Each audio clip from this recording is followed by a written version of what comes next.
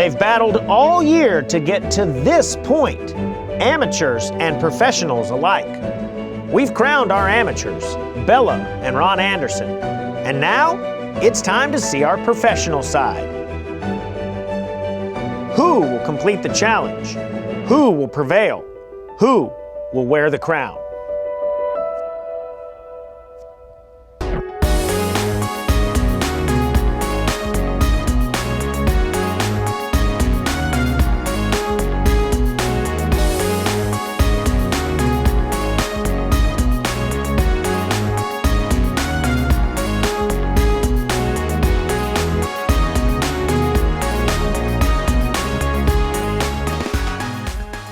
Welcome to the Super Retriever Series Crown Championship presented by Eukanuba. Hello everyone, I'm your host David Hamilton alongside our analyst J. Paul Jackson, and today we're going to the Pro Division.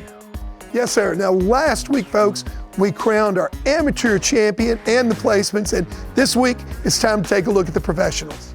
We've been following these guys all year, and we had some heavy hitters qualify here in the Super 6, including Lee Howard, who brings two dogs in, Emmy and Shooter, which may give him an advantage. Sure, and we also have in this division Steve Durance with Abby and Clark Kennington with a longtime SRS favorite, Stroker. Let's not forget about Luke Core and Bang. They're our Eukanuba Team of the Year winner. Yes, and we have a newcomer to the SRS, Sean Sims and Wiggles leading coming into this final. Let's take a quick look at the test they're about to get into. Well, this is truly a hunt-savvy test. You pick up 6 birds, you come to the line, take a seat, load 3 shells, blow your duck call. Shoot number 1 once, shoot mark number 2 twice. Then you reload, shoot the next couple of marks, come back and run the poison bird blinds. First of the line, we have Emmy and handler Lee Howard from Patterson, Georgia. Emmy is owned by Anya and Joel Walters of Arkansas. And of course, Lee trying to get the win here and be a crown champion. Yeah, and I'll tell you, Lee has done a really great job preparing for this. All of his dogs have looked really good through the first 4 series, but I gotta tell you, I absolutely love this Emmy dog. The dog has a lot of style, but also a lot of control and has potential to do a really great job here. Let's get it down to our commentators in the field and walk us through this run. I've really enjoyed watching this dog perform. Emmy is a really neat dog to watch. Tons of enthusiasm, tons of control. Look, he's turning no bird, no. Then he'll raise up, bring her back around.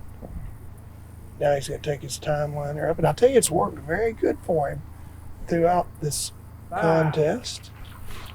This is our first pro to see run this test, so it'll be interesting to see the difference between the AMs and the pros now. Yeah, I'll tell you, my wife Mellie's watching at home, and she says Emmy is one of her favorite dogs. She just loves her style, and there you see why. I mean, this dog is running a blind retrieve with all the enthusiasm that most dogs run marks with. That dog is not blowing a whistle yet. Look at that. That dog ran just like it was running a mark. Blew right past the poison bird to the left, held its line, carried through the goalpost, out into the open water, and with one cast, I don't know what he saw there. I think that may have been just a little bit of a safety because she looked awfully good online. Looks like the handler is having difficulty seeing the dog back there. Lee's got his shades on, using the bill of his hat to block the sunlight. Yeah, and she's got it. Lee is bringing 2 dogs into the finals. He brought 4 into the last series. Lee has definitely been on top of his game at this Crown Championship this year. All right, he did let Emmy pick up the little short go bird first. Now he's going for this left-hand mark. And she's hunting it just a little bit, guys. I don't know how she missed it, but she winded it right there. I believe she's gonna. Oh, no. Oh, boy. That is a costly little handle right there because she was leaving the area. I think it's pretty clear she was leaving. I think that's going to be a 12-point handle.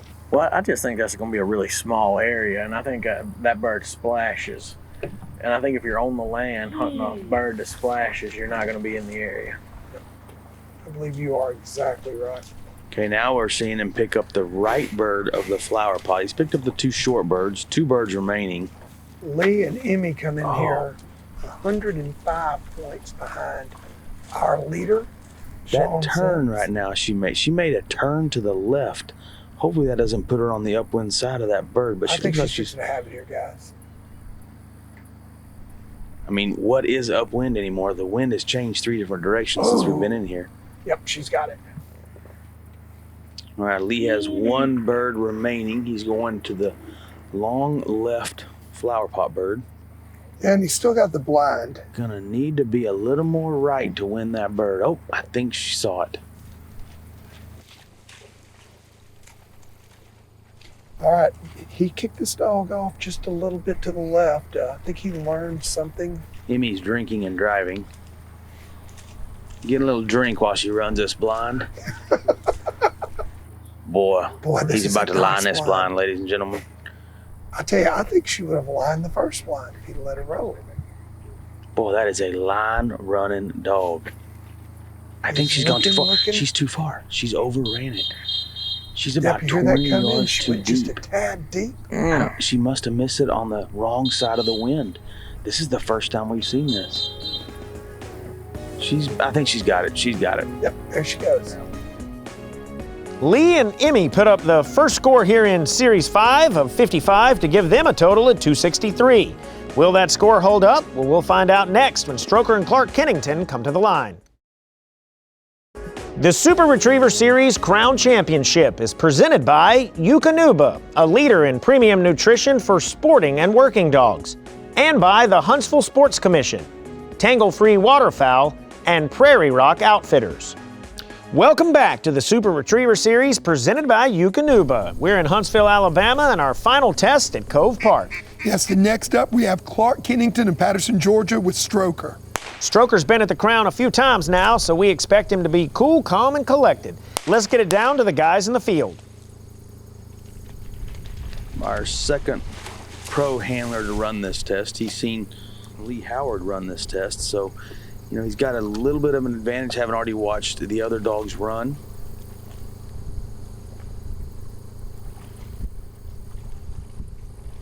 Clark's also got the advantage of having a lot of experience. Stroker was second place in the 2017-2018 Crown Championship. So Stroker is no stranger being out here and knowing what to do in these high stress situations.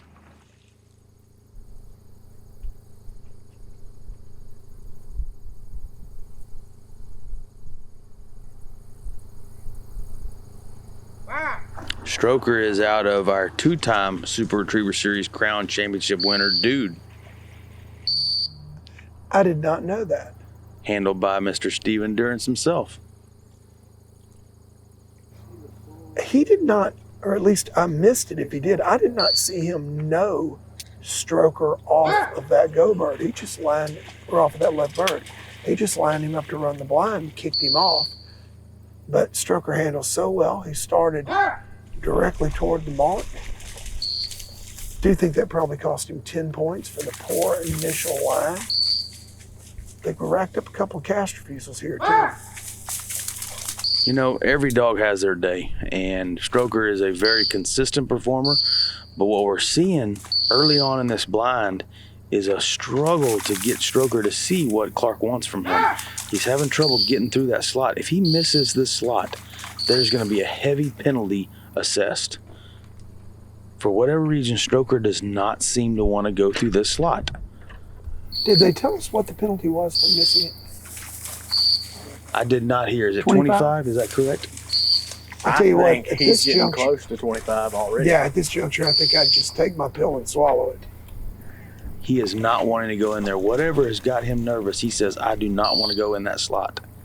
Well, I really think that Man, he's even on that side having trouble getting it.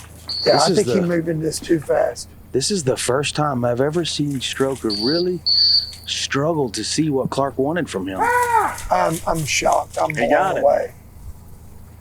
Finally got him through the slot and got him out to the right. Now he's got to get him Man, back I'm thinking in. he probably got 50 or 60 points right there. What do y'all think? Oh, I definitely think. I think he should have just taken his medicine, went right around that sucker, and While Clark looks pretty calm and cool up there, I think deep down Clark's wishing he had the front part of that blind back again, because that did not go how he planned, I guarantee you. Clark and Stroker do so well, and they understand each other so well together.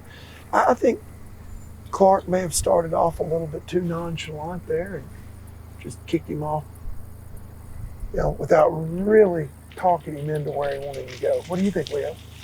Man, I think Clark probably had a plan, and it just didn't go that way. Yep. He may have thought that he knew he could cash Stroker off that poison bird, but he didn't want him to be intimidated going in there, and he was hoping he would cook on through there. I don't know, but I think he had a plan. It just didn't work.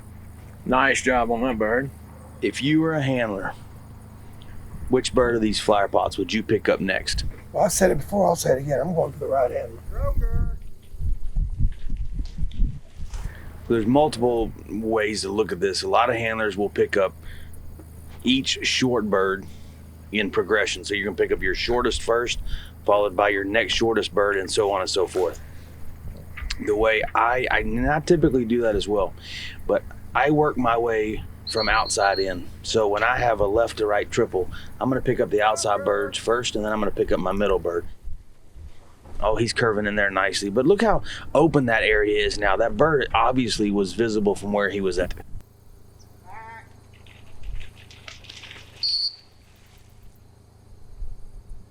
Okay, this is the first time we've seen a dog take its initial line to the left. You got to wonder if maybe Clark over pushed him a little bit, trying to stay away from that right danger zone, and pushed him a little too far left.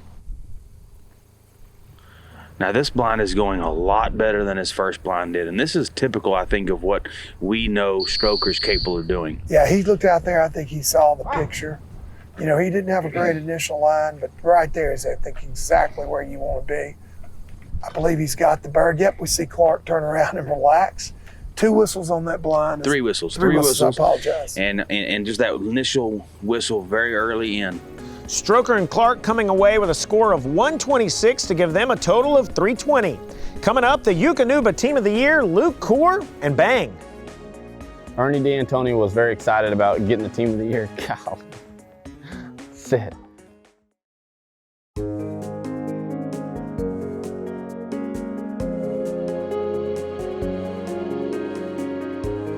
Winning three Team of the Year in a row is pretty cool for us. You know, it shows that our team has consistency, not just with, you know, Indy won it twice and this year it's Bang.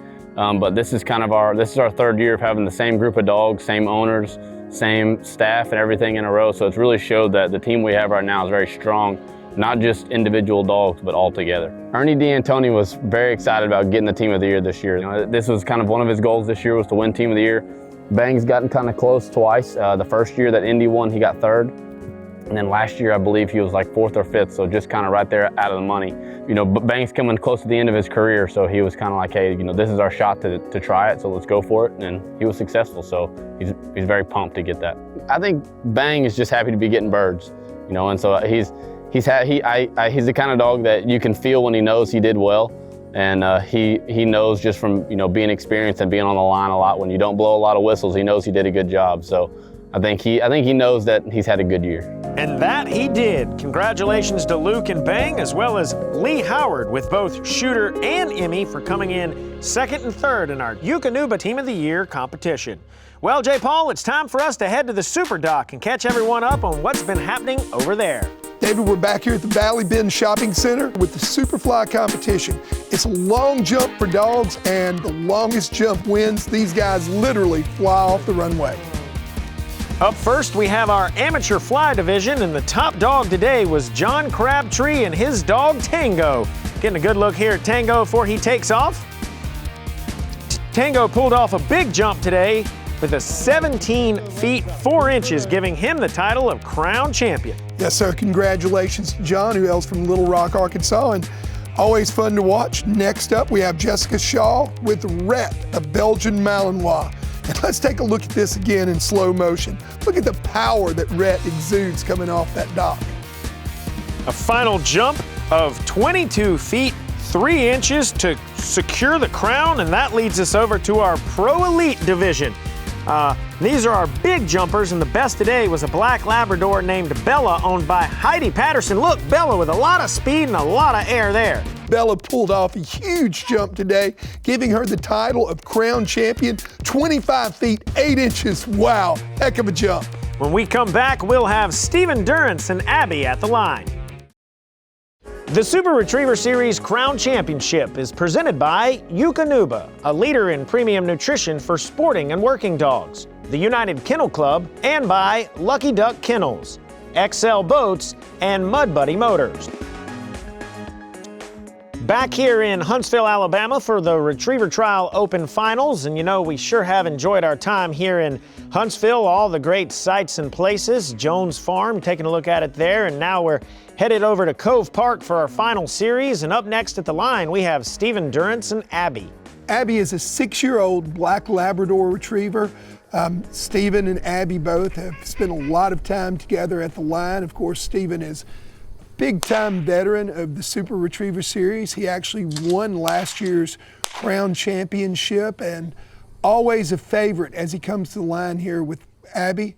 And I'll tell you, David, watching these two work together, there's a lot that you can learn because Stephen is a very deliberate handler, definitely takes his time, and of course his dogs are also so very prepared when they come to the line. You see here he's kicked Abby off on this first mark. He'll pick it up and be interesting when he comes back. You saw that shot of Stephen from behind there. He was contemplating exactly where he wants that dog to go. As you mentioned a moment ago, Stephen, previous Crown champion, you know, he had several times there with the dog Big Black Dude where he was the runner-up and then finally got over that hump, got him a Crown championship, and I'm sure he's using that experience from the past here to help him to try to win yet another Crown championship. Now let's take a pause and listen in to what our commentator Rhodey Best has to say. Got through the slot very nicely. A little outside the slot now, and that's the problem with a fast dog like this. You have very little time to react and keep the dog in that tight of a slot. For those of you listening at home, we hear him doing the exact same thing. I mean, I've heard some big backs right now. I think that pretty much confirms what we were thinking in that first series. You know, the body language, the vocalization, the inflection. He wanted to attack that line and get those deep backs, and he was saying drive, drive, drive. Now, look at him, he's moving into finesse mode. See the angle that he needed, and he got it. Got a really good direction change there. Boy, a lot of dark shadows back there. It's really hard to see the dog finish that blind now. I mean, you've got to be very, very, quick in those instances because you don't want to lose. And 10 or 15 feet can be a deal killer. Very quick send on that bird. He just kind of pointed her and shot her out there. And I think that's, something that Stephen probably practices with her quite often.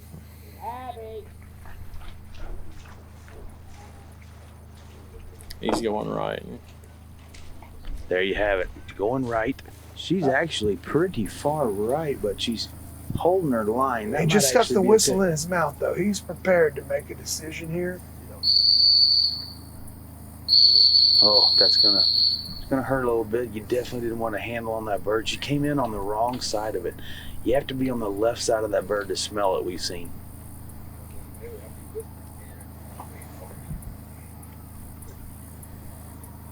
I think she's got it now, though. They're going to hit her for that. You got 10 for a handle of the area, plus 2 for the whistle, plus any of the wondering that she was doing back there. But if you don't blow that whistle in that situation there, you risk a lot of different things. You risk picking up that poison bird on the right, which could cost you 300 points, versus, 12 for a quick handle on that bird? Yes, yeah. She's in a good place here, though. Got to think she's not going to go back to the right, but the way that wind started coming in and from our left. You can see the slot to the left where that bird is, but she's hooked behind the gun. Looks like she's winded. Yeah, she caught the wind. The way the wind's coming in from our left. Oh, he's going to take a handle in the area versus her leave the area, which I don't think she was about to leave the area. Well, for those of you that are watching, there's a difference between a handle in the area of the fall and a handle from out of the area of the fall. And that situation there is probably a great example of what we would call a handle in the area of the fall. Some of you might ask, well, why would you handle in the area if your dog's already in the area? Well, if they're in the area, but it looks like they might be trying to leave, or perhaps you think 2 points, quick whistle, put her on the bird instead of a lot of hunting in that area, which could cost additional points, you may be smart to blow that whistle. I think he definitely had a better left-hand blind. He had quite a few whistles and had to get some direction changes, but we know Emmy racked up at least 25 or 30 points in whistle refusals alone.